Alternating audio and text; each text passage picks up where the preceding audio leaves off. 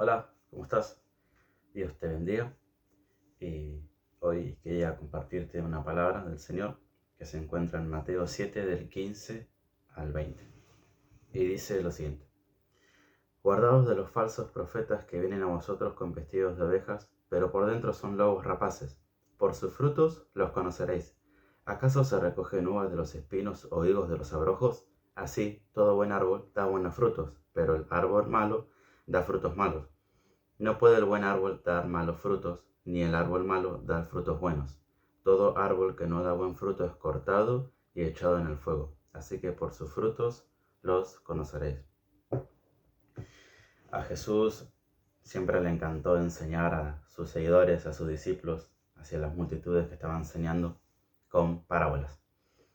Y acá el Señor nos está comparando a vos y a mí como si fuésemos un árbol. Y todo árbol da dos clases de frutos según el Señor. O da frutos buenos o da frutos malos. No hay frutos que estén de una manera intermedia. No, Él dice blanco o negro. ¿Y para qué? ¿Por qué no dice el Señor esto? No dice que para que las personas nos conozcan a nosotros. Es decir, por los frutos que nosotros demos es por lo que nos van a conocer. Y también al revés, que nosotros podamos conocer a las personas con quienes nos rodeamos, vivimos o amistades, etc. Es para conocer a las personas, identificarlas y ver quiénes son verdaderamente a través de sus frutos. Acá se nos dice de guarda con los falsos profetas, es decir, esos falsos profetas que adulteran la palabra, que contradicen, que le agregan cosas que no tienen que ser y que se van a levantar más en los últimos tiempos. Y específicamente no me voy a detener en esto, sino en cómo nosotros podemos dar esos buenos frutos y cómo podemos hacer para que las personas nos conozcan a nosotros por esos buenos frutos.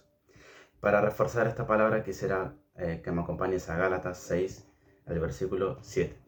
Dice: No os engañéis, Dios no puede ser burlado, pues todo lo que el hombre sembrare, eso también segará.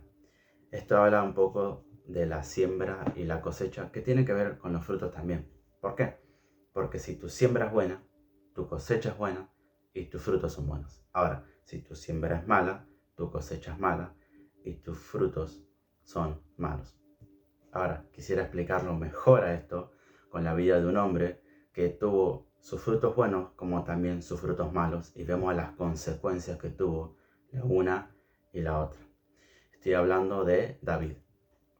Y antes de continuar con él, quisiera mencionar y recalcar que primero Dios te prueba en el interior y después te expone en lo público.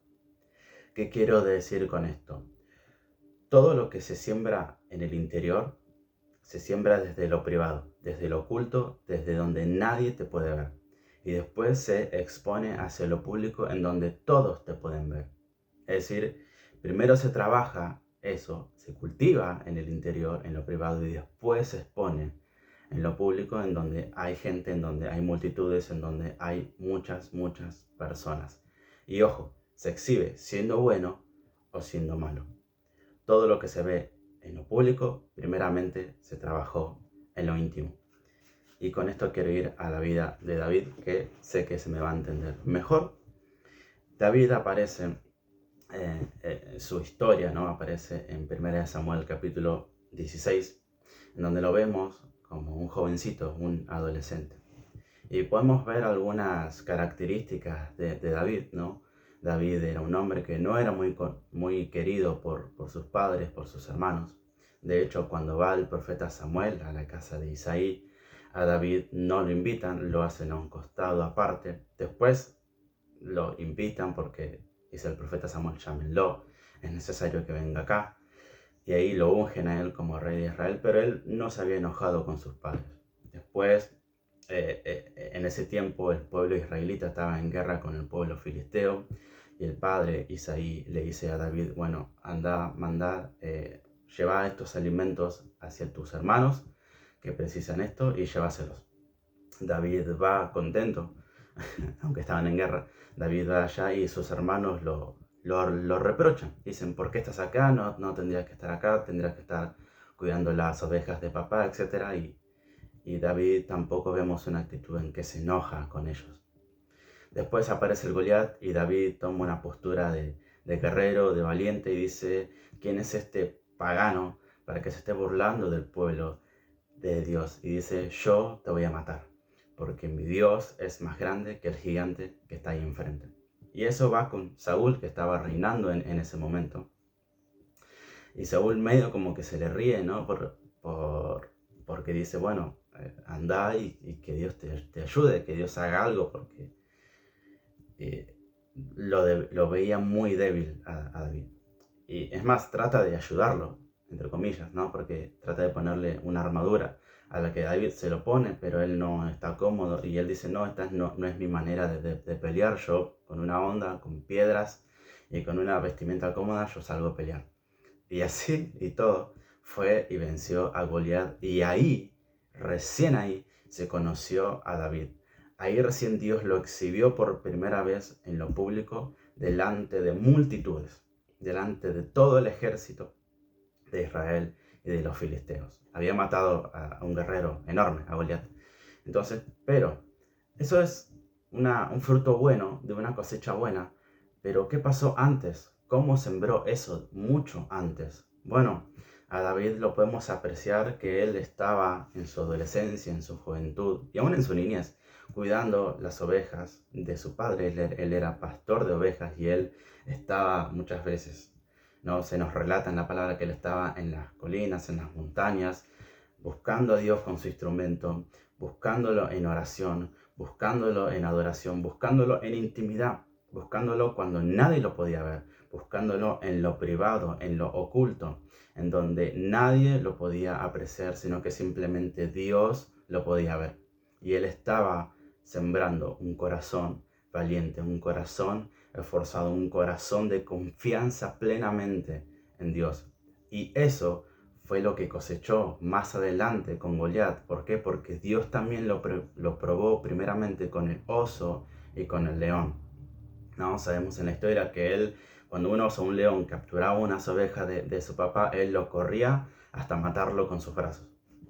Y esas clases de cosas ocurren en lo privado, pero Dios después te exhibe en lo público. ¿Por qué? Porque Dios te prepara en lo privado. Dios permite que vos siembres eso en lo privado para que después, como árbol, todos puedan conocer tus frutos.